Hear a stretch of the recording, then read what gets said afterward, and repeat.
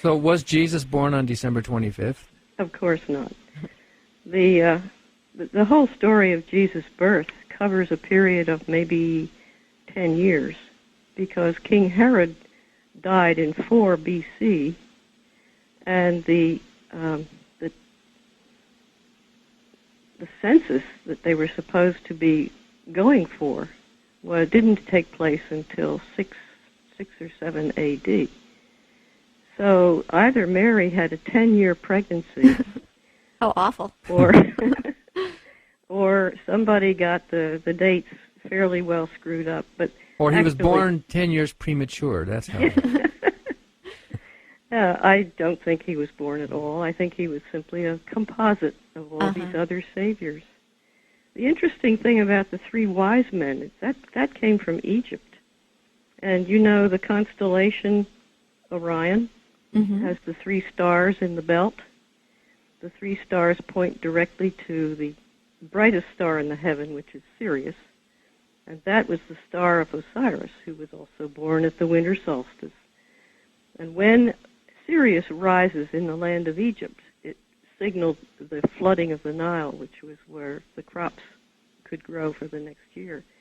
So they called those 3 stars the 3 wise men, who pointed toward the birth of the Savior.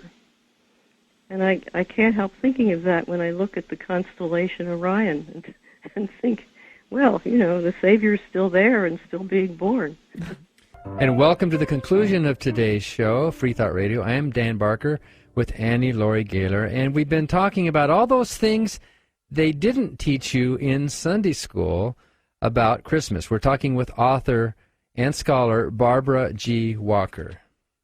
Barbara, we were talking in the last session of this show about Osiris, one of the many sun gods. The Egyptian. Yes, he was actually one of the largest influences on Christianity, because his cult was also very popular in Rome, along with that of Mithra.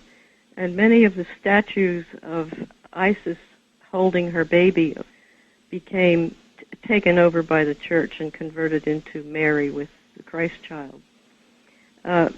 Actually, the Never Never Land you've heard of, that came directly from the worship of Osiris. He would take those who had eaten his body and blood in the form of bread and wine. He would take them for eternity to Nefer land. Nefer. N-E-F-E-R. Sounds creepy. Which is the Egyptian paradise.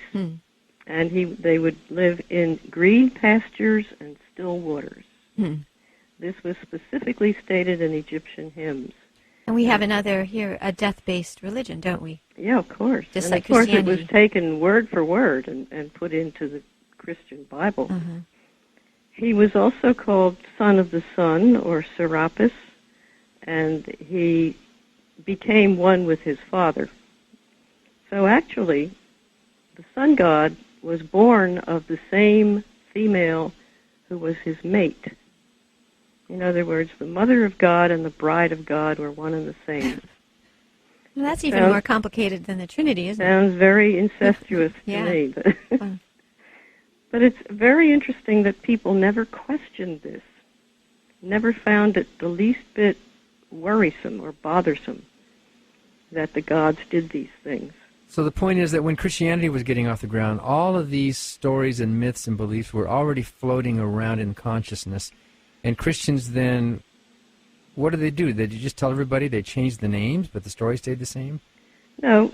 First of all, they would say that the pagan gods were imitations that had been devised by the devil in advance of Christianity, because he knew Christianity was coming and he wanted to confuse people. Did a good job. Yeah. And then they took the temples that people had been used to going to and simply converted them into churches. It was very handy, wasn't it? Very handy. Didn't have to do their own work. Right. Now, all of this, other festivals of the year, like festivals of light, the Roman Saturnalia. Yeah, Roman Saturnalia. These are also precursors of today's Christmas, right? Yes, and they were all doing what is called sympathetic magic by lighting candles or lighting torches or lighting bonfires, they thought that they were magically encouraging the growth of light, the growth of the sun.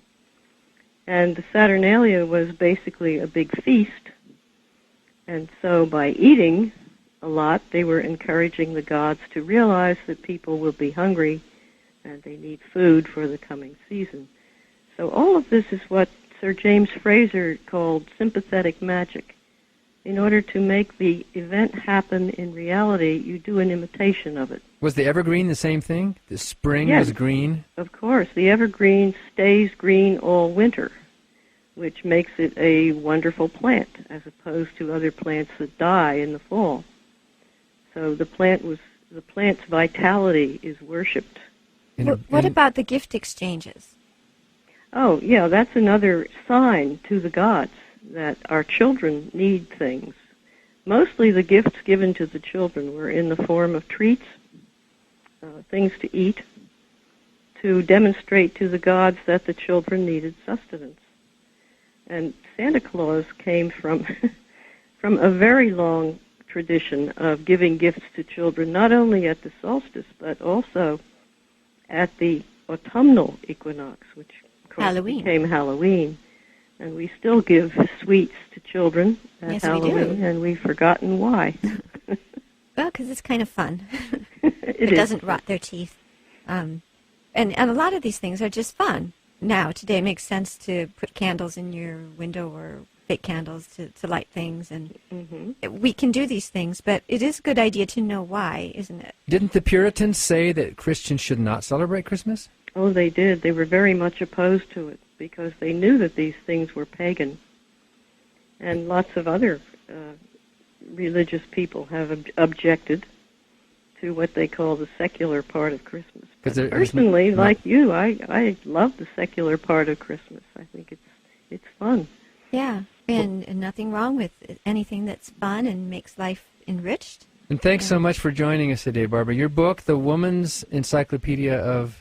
Did I say that right? The Woman's Encyclopedia of Myths and Secrets. Absolutely right. And how many other books have you written on feminist? Well, there have been a total of 22 altogether.